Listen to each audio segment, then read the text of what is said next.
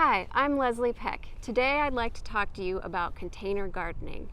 Container gardening is a great way to bring plants into any space. You can grow them indoors or outdoors. Last year I grew pineapple sage in containers on my back porch. I loved it because it brought butterflies and even hummingbirds to my back porch, and it smelled great.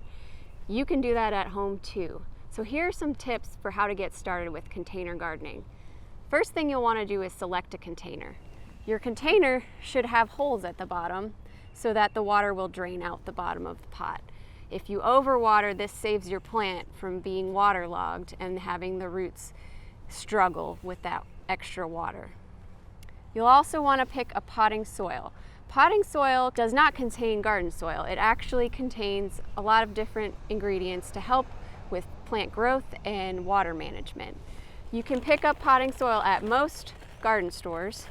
You might also think about making your own mix.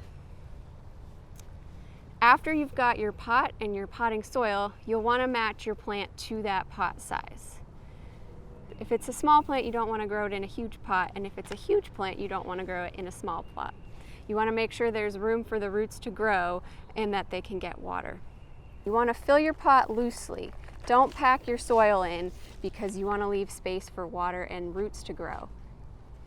You also don't want to put any sort of gravel or anything in the bottom of your container. A lot of people think this helps with drainage, but it actually impedes drainage, so it's bad for your plant. You want to have as much soil and all the same media in your container as you can. One challenge with containers is keeping them well watered. You'll want to make sure that you're paying attention that the soil is wet enough. You can do a finger test, stick your finger into the soil to see if it's dried out, and that will tell you when to water. I hope these tips will help you get started with your container garden soon. Visit the website for more information.